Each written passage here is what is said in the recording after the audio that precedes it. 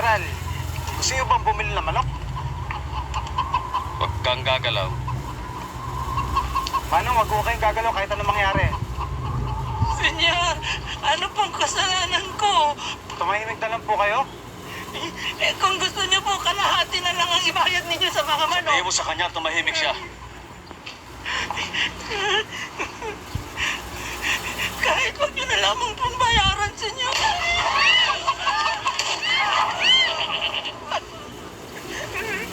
Yan ang gagawin ko sa mga traitor at hindi ako magdadalawang isip. Walang nakaangat sa batas. Kahit na presidente. General, baka may makatinig. Eh di makinig sila.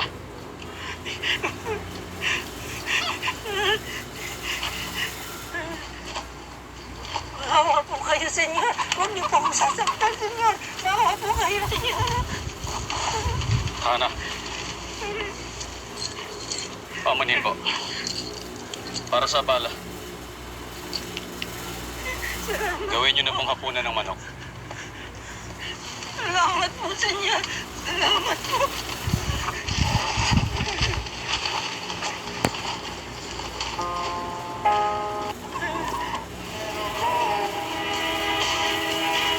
Madalaw!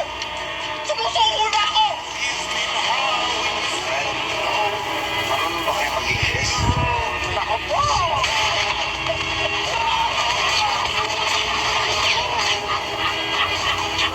Matakmahin si Garcia sa mga tinadora. Pasado yan. Light when it's burning low. Only miss the sun when it starts to snow. Only know you love her when you let her go. Magpahinga na muna kayo. Antayin niyo ako dito. Only know you've been high when you're feeling low. Only hate the road when you're missing home. Only know. If you're so mature now, then I think it's time you grow up. And if you didn't, we all know you didn't, and yet you still gaslight me up. If But the bad bitch shoots his hand and she down for whatever. In the back of his mind is Coretta, and she knows. She knows. And I know she knows. ano? Nagagalaw pa ba yan? Deep down she knows. She knows. But the bad bitch shoots his hand and she down for whatever. In the back of his mind is Coretta, and she knows. She knows. And I know she knows. Ano? Nagagalaw.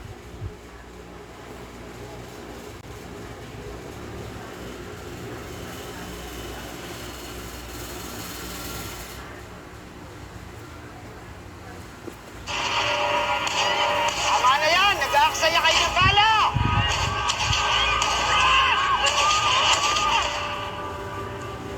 Dahil pinabayaan niya ang taong bayan, iniwan din siya ng mga ito. At mabubuwal siyang parang estatwang walang halaga.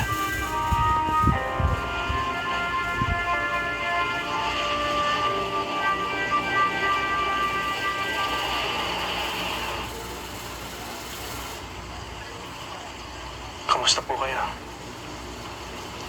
Mabuti.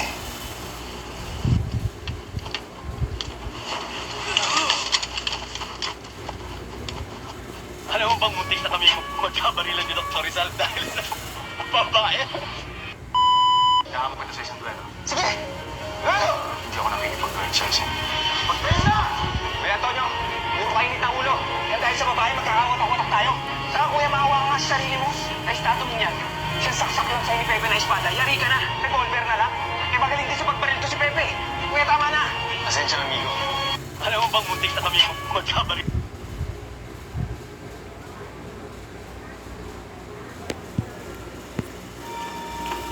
This man was the only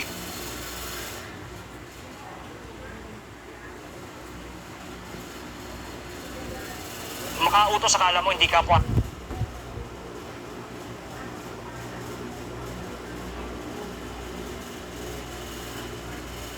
Ako! Ito na ako!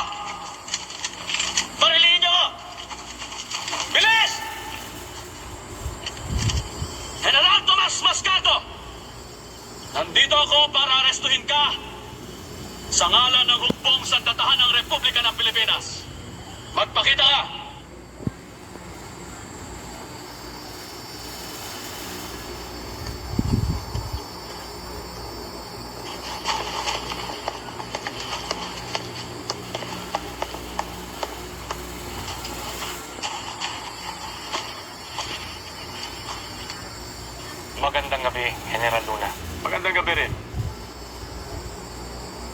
Umaasa ako na susuko ka ng mapayapa. Sinabi ko na sa'yo. Kung gusto mo ko ipakulong, magdala ka ng kabaong.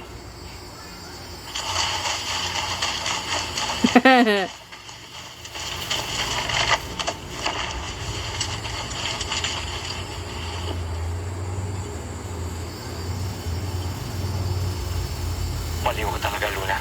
Sinusunod ko lang ang gusto mo. Papaligiran ka ng mga tauhan ko. Ilan ba kayo? 15? 20? Tomas, ikaw lang ang kailangan naming parilin. At eto ka na sa harap ko. Dahan-dahan.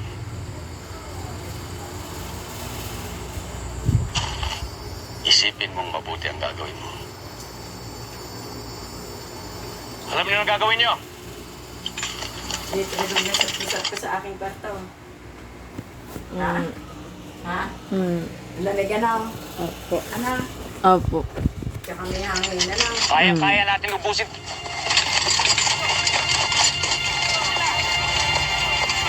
Mira, ganito sa pila.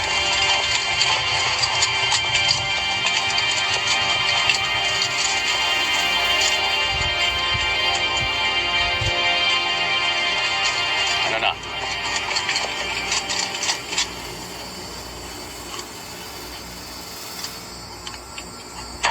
Walang hiya ka talaga. Dali! Dali!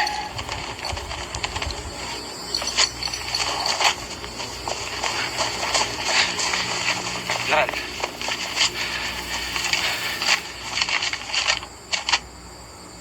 General Tomas Mascardo, sa utos ni Presidente Emilio Aguinaldo,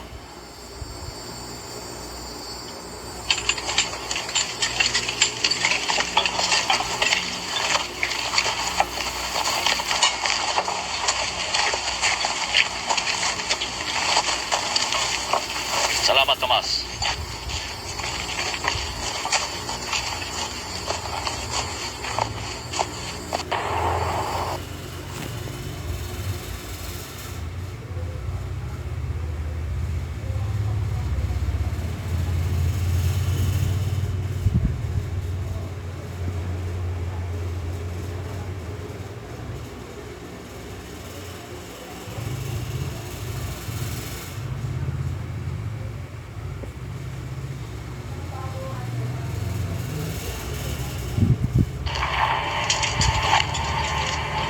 Amerikano. Nandiyan na ang mga Amerikano!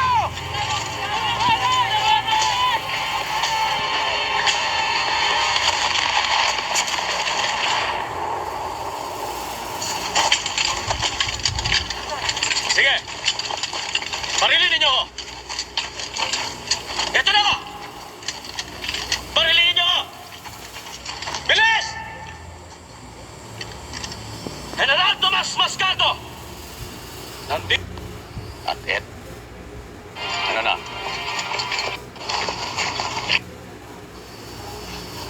General, nagaputo kami ni Paco, may masama akong balita.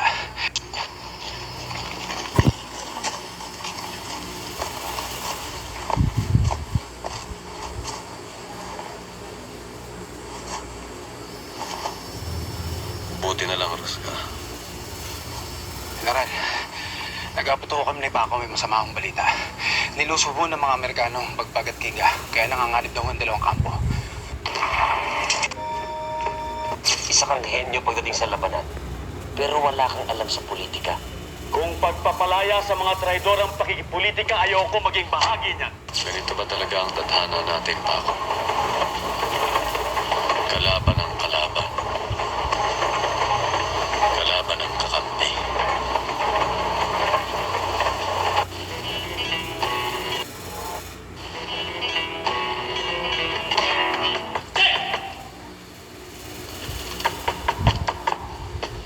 Sino may katok na katok? Lintik ka rin kanina pa ako katok na katok. Nay, napadayo po kayo. Hey, Antonito. Patingin nga. Mabubuhay ka pa naman. Kaya na ba ng Pilipino na marinig ang katotohanan ng hindi mapipikon? Dahil katotohanan na rin naman ang pinag-uusapan natin. Sige. Ano ang katotohanan sa pagkamatay niya?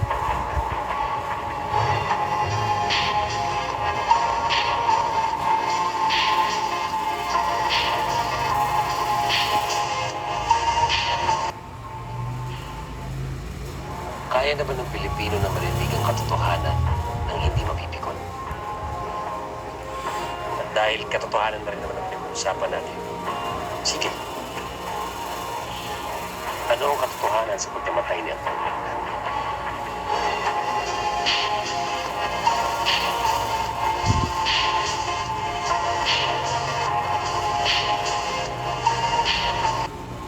Tama sa'yo na... Tira lang kausap eh.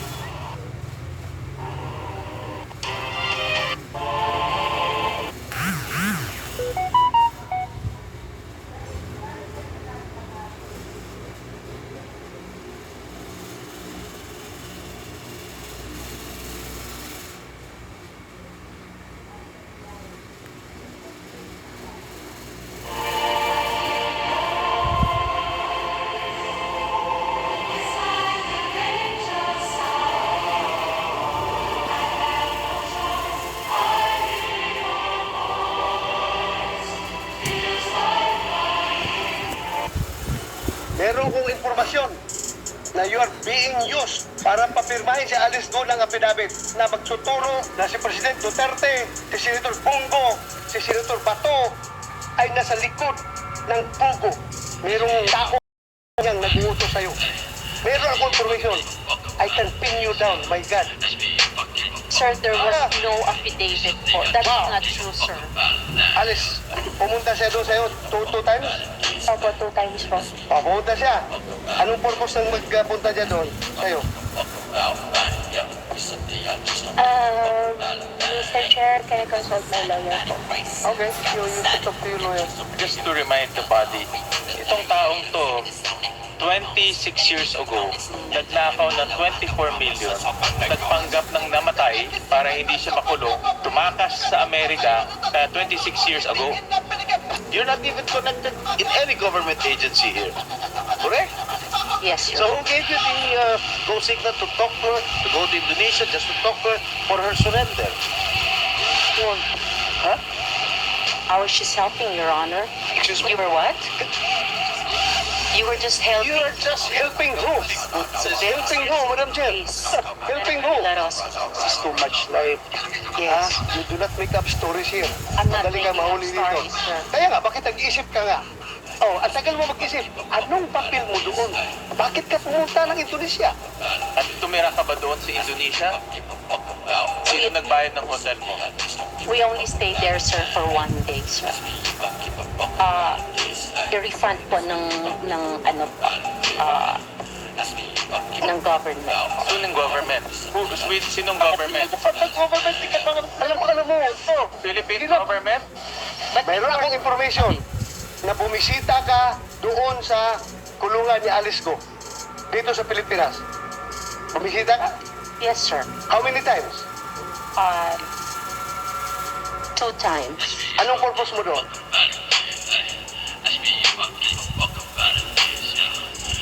Sir, tinatanong ko po siya sa mga statement po na ginawa po niya, sir. May ginawa siyang statement? No, not the statement, but I'm saying we were talking about ano po sa kanya yung how do you say it, yung kung ano po ang nangyari sa kanya. Ano ang pakialam mo sa kanya? Sino ang kasama mo pumunta sa kulungan ni Alice Go? Yun ang tanong ko. Ako lang po, tsaka ang si attorney po. Hindi ka papapasukin ko na ikaw lang. Alam mo, galing ako dyan eh. Tuktok mo. Galing ako dyan sa custodial eh. Mahirap makapasok dyan.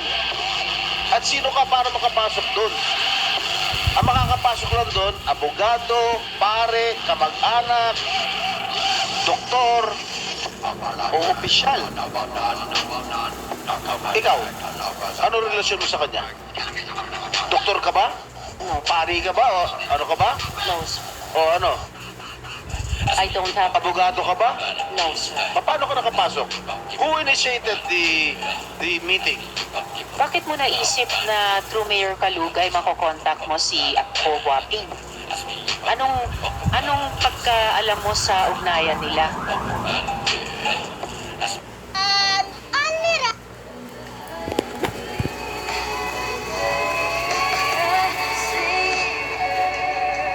In the back of my mind,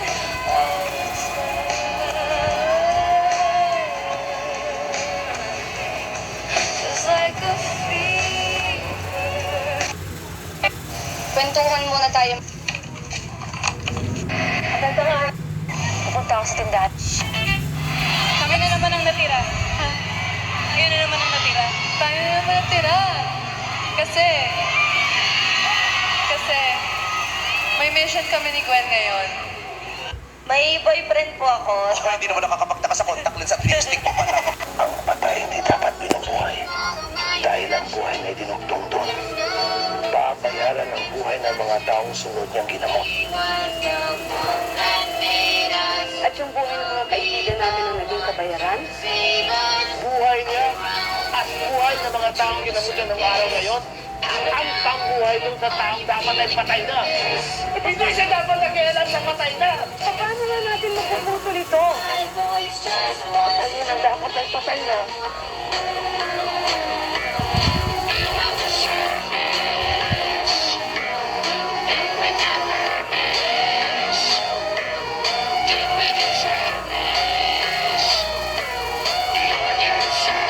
Ang patay hindi dapat binubuhay.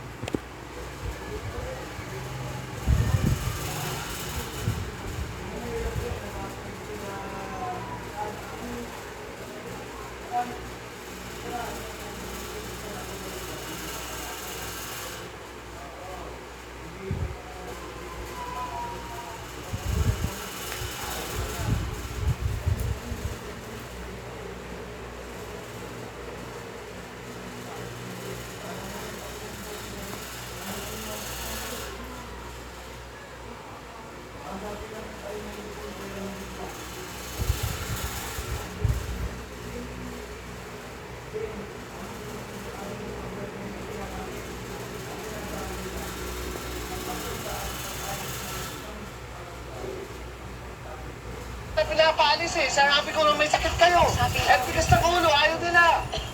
Manang Elsa, si Seth po ito. 2 beses na po ako nang galing dito. Sinama ko yung tatay ko, gumaling po siya. May mga kasama po ako, 5 lang